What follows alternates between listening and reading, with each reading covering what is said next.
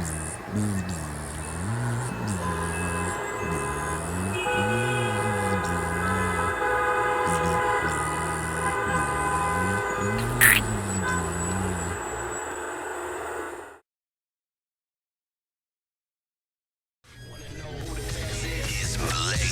98.5. Your new station, bringing all the real classic hip-hop and R&B. I think we can take reasonable, responsible, prudent steps against this virus to make sure that we build a medical apparatus that is able to handle this.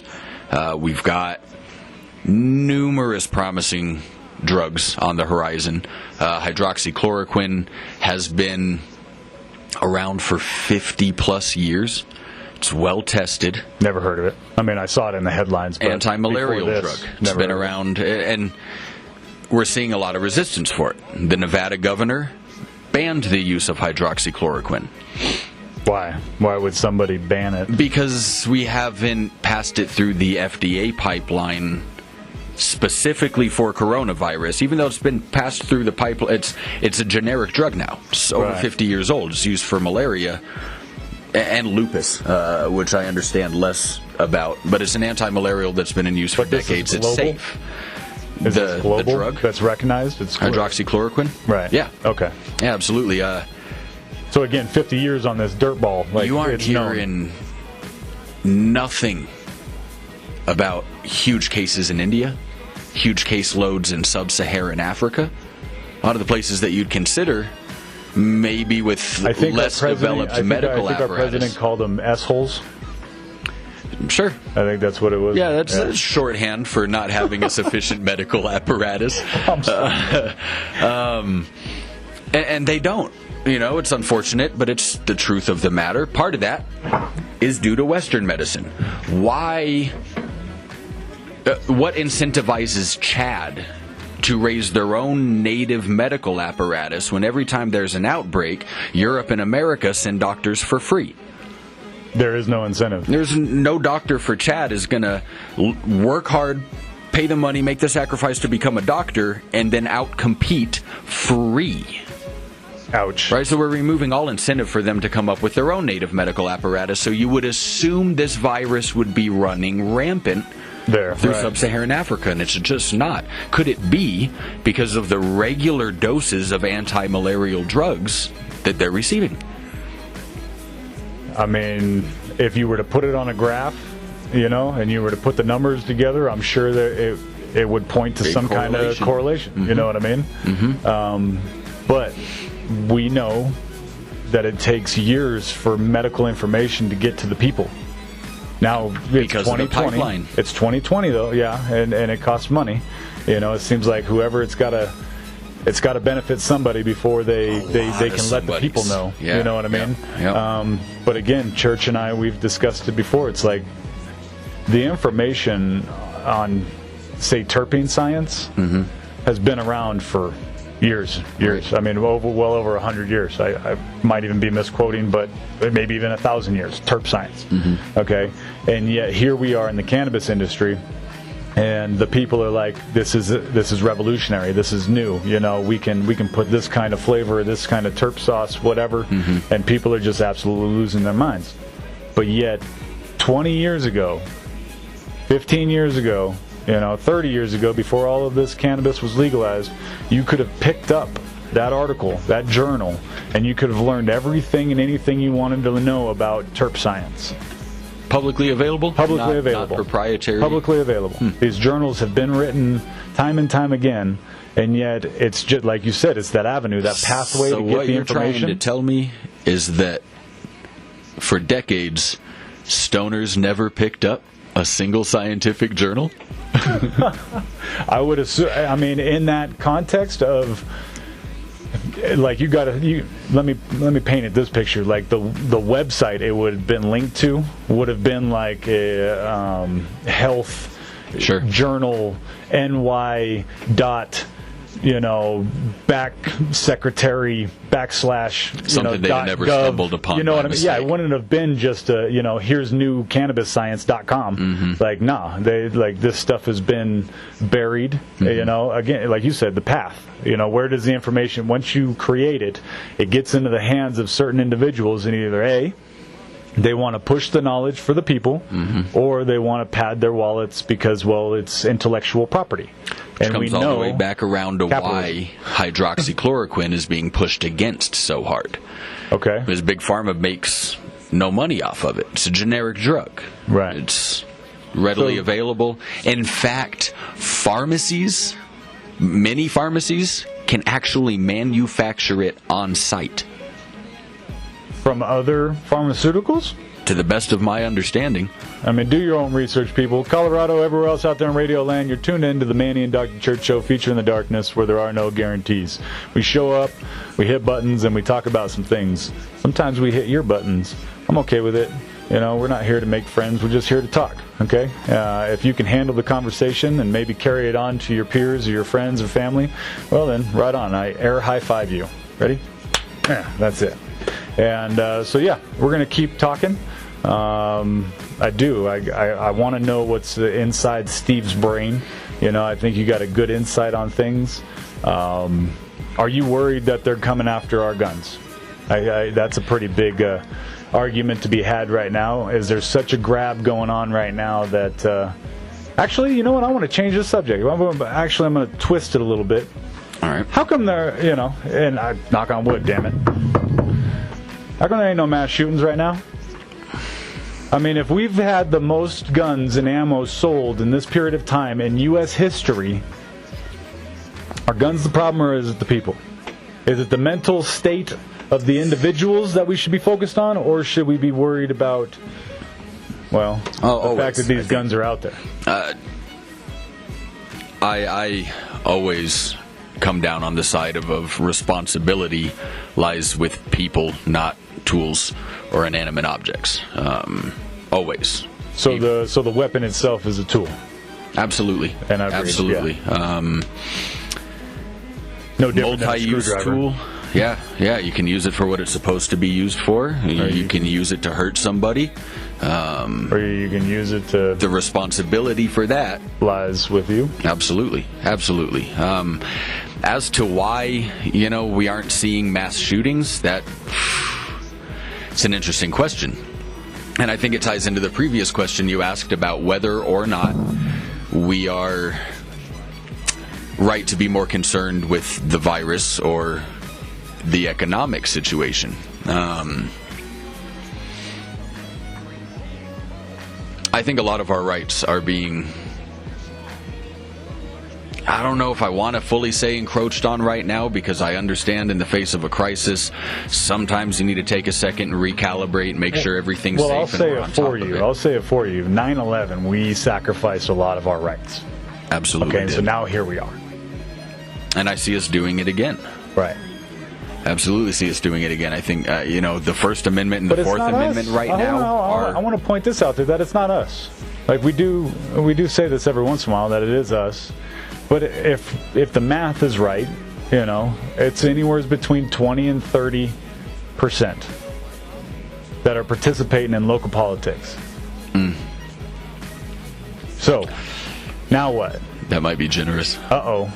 Right, I know. I'm saying 30%. You know what I mean? But I do know that over the last 4-6 years that there has been a spike in participation. Okay, I have done that research. A lot more military personnel, veterans, have been stepping up to participate in Congress and Senates and all that stuff, even city councils. And so, there is a growth in participation. But again, I'm still sitting here going, we ain't at 50%. We sure as hell are not at 50%. Well, and do we want to be higher? No, I hate to say it. Winston Churchill. We've already said it. If you've got 30% that are participating in local politics and other politics, 70%, which is the majority, are saying no. We don't want to be governed. We don't want these extra policies. Let us self-govern ourselves. Yeah, I see what you're saying. I mean, but yet we don't know how to structure that. How do you structure each individual's freedom? You don't. Okay, and so you do. You let them be them. You let them stay silent as long as they want to be silent. And then when the 20 to 30% rise up and they make their stance and they're like, oh, we're stopping abortion. Oh, we're getting rid of guns. Oh, we got to have this. Then that person that's sitting there going, oh, nope, I got to participate. Then they show up. You know, it's like you got to fix the wrong with the silent majority. Like the silent majority is not going to show up until something wrong happens, you know, and so... And I get that. That's telling me that we don't want it. You know what I mean? But even within that, right, within that silent majority, that 70%, as you pointed out, there are going to be some that run to the sound of gunfire, and there are going to be some that run away. And I don't understand those that run away. I don't judge them for it. I don't understand it. You ever turn the light on when you were a kid? You were in your room and it was dark. You ever turn the light on? You were like, I gotta have that light on. Sure. Yeah. We've all been there. Young. That's exactly what's happening. It's all they need to do is see. They need what's in front of them, the fear. They need the light to be switched on, and all they're doing right now, they're running to go flick on the light. They need more information. They need to be able to receive that this is just their bedroom and they're not going to, succumb to the darkness. Okay, and now once people turn that light on and they get more information, you might see more people running back towards the fight. And I'm okay with that. In fact, I'm okay with being one of the ones that turns on the light. Right. You don't. Where I don't understand where they're coming from. I don't begrudge them their natural response. Right. It is what it is. It is what it is. It's human nature. But don't begrudge me my natural response either. Agreed. When I go running towards it, I don't want to hear about you aren't supposed to be out there right now. Right. Where's your mask? Where's your... Well, call 1-800-GESTAPO. I imagine they'll come sort it out right quick. Or we can remember kind of the whole point of this experiment. And you let people do what people are going to do, and you just draw one boundary around that. There's one boundary around what people want to do that should prohibit them from doing that, and that is if it hurts somebody else's liberties and rights. That's it. It's the only boundary. Feelings. You didn't say feelings. Thank you. I can appreciate the hell out of that. Yes, sir. Okay? Like you didn't. You're not going to. Yeah, I like that. Sorry. I remember a poem from when we were kids. Some about sticks and stones. May break my bones. Yeah. Can you finish it? I think something about words hurt really bad. Yeah, I think that's how it went. I think that's how it went. Yeah, definitely. That's how at least half of us were raised, man. Oh, man. Sticks and stones may break my bones, but names will never hurt me. Okay, words are words. Okay, but we're in a very dark and dangerous position because I've seen over the years that I've been doing this show that we are sacrificing our certain liberties for certain securities. Okay, and where I see the push, it's not in the real world. It's not outside your front door. It's not while you're walking to the grocery store. It's on your damn phone. It's in your social medias. TV. To the point where you're giving up your own security.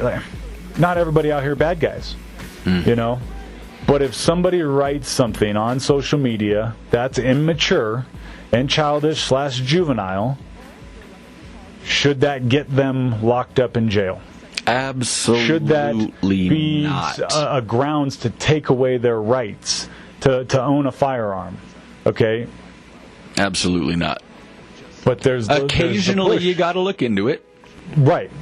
Occasionally somebody says something that, well, this might be credible. Right. Let's have a little look at this cat.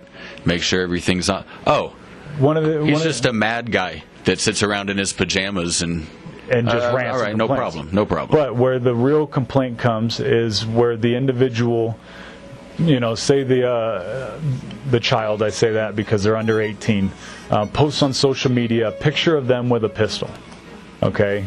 Now, somehow, Okay, and in most cases, I would assume that it's a screenshot being sent to law enforcement. It's not law enforcement just spying on you, and then they caught you with a weapon, and then they're going to call you up.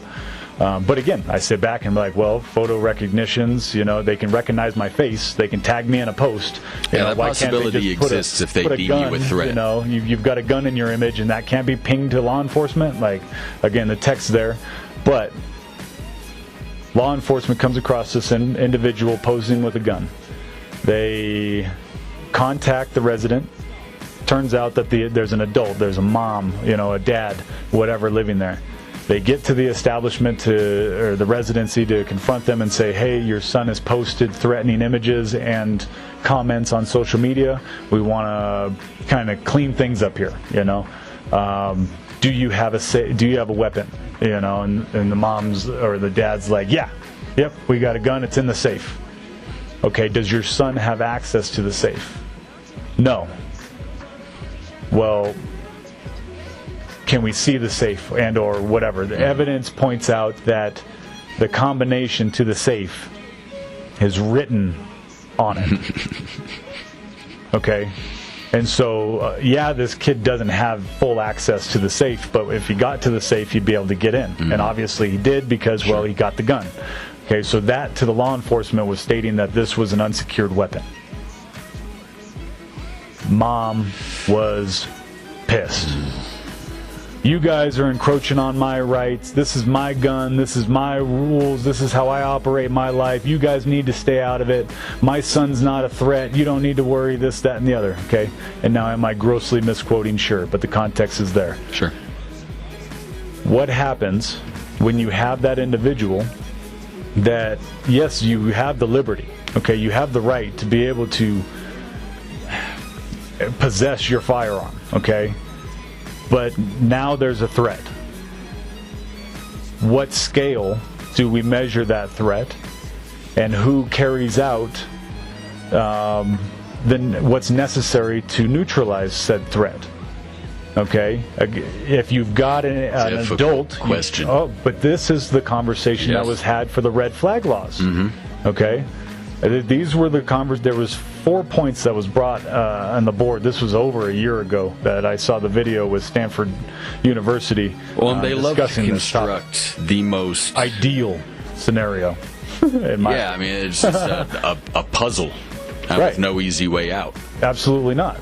To be clear, the situation that they're describing is highly unlikely. I'd say it's definitely a small percentage that an adult would leave the combination with an adolescent, teen, preteen, tween, whatever, in the home. Again, I wouldn't fathom myself having my safe with the number on it so my kid could open it. Like, no. That's you were breastfed by your father. You make bad choices. I'm sorry. Well, and so here's the tough thing with that, I guess, is. And where it comes back to the importance of responsibilities where rights are concerned. I'm going to take this opportunity to admit something and hope my dad ain't listening to this. So, but how do we shift that to self-accountability? If we, our society, we the people, our society, I mean, for me, it's simple. You lead by example. Okay, right, so that becomes individual. Right. So and then society can't dictate individual behavior and responsibility. Maybe at best can influence, but if it's influencing, it's because that society is made up of individuals that are collectively doing the right thing. So it all comes back again to individual responsibility. And your rights are my responsibility, is what they are. This is where that becomes so important, when you can nip that kind of a situation in the bud before it even takes place. Right. Proper training, even from a young age. My dad had guns growing up. I was raised around him. He'd take us shooting on occasion, showed us how to operate it, showed us how to render the weapon safe. My dad did not. Yeah, he was. My dad. He made it. My dad didn't have a safe. Had that Smith & Wesson 9mm in his top drawer. And And there were times he and my mom would go someplace, and I want to go see that gun, man. It's cool. Just gonna look at I'm a boy. Just gonna look It's at it. awesome. Well, the first thing I did was, every time I pulled it out, drop that magazine, eject the round from the chamber. Because I know I'm doing something I am not supposed to be doing. And something goes wrong, and I put a hole in something I'm not supposed to, oh, that's it. Dad's coming home. You ain't lying out of this one. I threw a rock. Really hard. Yeah, there's too many ways that can go wrong. But my dad And trained unfortunately, me it's happened too responsibly. many times that kids, Yeah. you hear about it multiple times throughout the year, where a child has self-inflicted wound because of a weapon unsecure. They didn't know what it was capable of. They hadn't.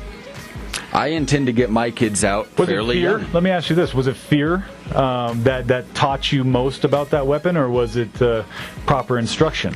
You know, was it your dad Well, saying, fear of whom? "This is bad. This can kill people, and you don't touch it. And if you touch it, I'm going to beat you"?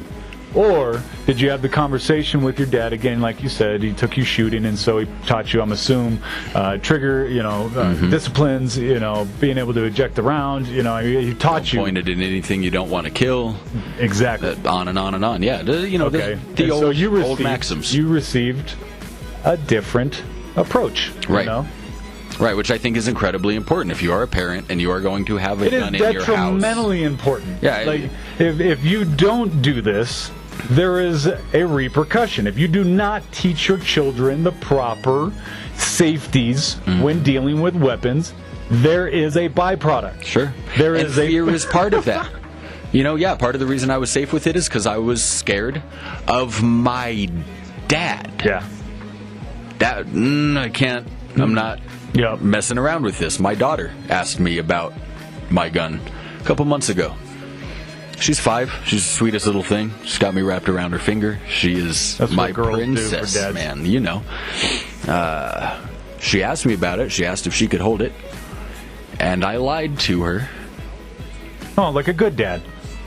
But I think it was important. I told her, no, you cannot Right. touch that gun. And if I ever see you touch that gun, I'm going to punch you in the mouth. And I have no intention Absolutely of punching not. my daughter in the Absolutely. mouth, but she doesn't know She doesn't know that. This is 90s. Like, I could appreciate the hell out of this. 90s parenting, yes, sir. 90s Yes, sir. parenting, 80s parenting, 70s parenting. I love you so much that if you do something that dangerous, I am going to knock you into next year. Yes, indeed. Yes, indeed. And now she knows the stakes. What is it? Probably one of my. Everybody loves cartoons nowadays. F is for family is probably my favorite. He's always like, Billy "I'll Burr. put you through the effing wall." And he's talking to his little daughter, or his son. Actually, no, he's pretty kind to his daughter. It's a nice little princess thing. But again, you're reminding me of that, man. Good times. That's the way it goes, man. I love her to death. I got to keep her safe. Sometimes You even got to from keep herself. them safe. Absolutely. And fear's there. And I guarantee you there will come a time where you sit down and you teach her the proper steps. When her brain's capable of it, we'll get more into the nuance. Yep. We'll get more sophisticated, our understanding of the tool. And with practice comes, with repetition comes memory. Mm-hmm. Okay, and so to think that you can take your kid to a gun range and have him go through some course and this, that, and the other, and that's going to carry on through the rest of his life, No. it might for some. Maybe a small percentage. A few. But if you ain't out there and you ain't practicing, if you're not proficient, you lose it. Yep. You know, I mean, if you ain't been on a bicycle for 20 years, hop on and do a wheelie, bro. Yeah. So again, it's extremely important to train your kids for all aspects Yes. of life. You know, even the fact that. Did you know something I've been doing? My daughter doesn't get to experience it much because she's basically an only child. You know, being mean. Being mean to your child.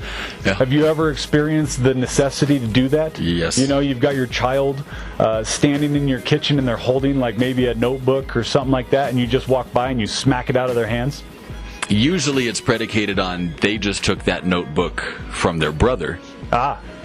And so now I'm going to snatch it out of your hands so you know exactly how this feels. How's it feel? Yeah, see, no, I can be the bully. Because, again, once I slap it out of their hands and I see the reaction, I'll sit back and be like, hey, you're going to face people who are not willing to pick this up. And I'd bend down and I'll pick it up for her and I'll put it back in her hands and be like, there's mean people out there. Just because. Just because. You got to understand that. Yep. You know? And so it is. Your children are a product of you. Absolutely. And if you don't like the results, change it. It's on you. That's on you. There's a lot of people that are stuck at home right now with their knothead little children.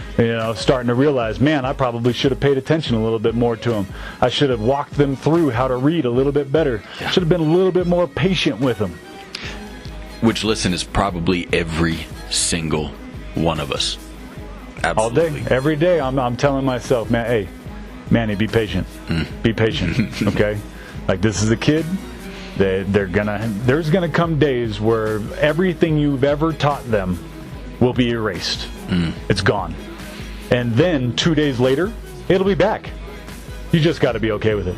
Yep. And you got to be patient and understand that when they're 15, when they're 18, that maybe those drops of what you taught them are not going to be a 48-hour stint. You know, maybe it's they'll have a lapse of just an hour of oopsie, you know, and that got them that speeding ticket, you know, or they weren't looking over their shoulder and checking their mirrors right, so they hit the car next to them. Yep. You know, that's what we're hoping, that they just kind of barely oopsie, not I shot Billy. Oh no. Had too much to drink. There's so much that is on our shoulders to pass down to the next generation that. Again, if you don't like the results of what you're around right now, it's on you. And I think we're seeing the truth of that right now. The chaos can bubble up real quick. A little bit of trouble, a little bit of turmoil, and the smooth veneer of civilization becomes real choppy. And I'll be damned if I don't at least give my kids the tools necessary to deal with the chaos, to deal with the chop when it comes. I don't want them to be unprepared. I don't want them to be surprised by it. The hard time comes, they're all of a sudden overwhelmed because they never fathomed that such a thing could happen to such a wonderful little child. But you're a person. Just a person. Just like the rest of us, and the hard times are going to come. And I want my kids ready for it. I think it was Mike Tyson or some other boxer. I'd like to think it was Mike Tyson. You know, it's not when you get knocked down. You know, the hit can knock you down. Or no, it was Rocky. It doesn't matter. Get back up when you get hit. Simple as that. Yep. Okay? I mean, you get punched in the mouth, you learn a lesson, or you don't. Okay, and then we talked about that at the beginning of the show, and we're going to have to wrap things up here. And so if you missed it, well, tune in. This is a live talk show where there are no guarantees.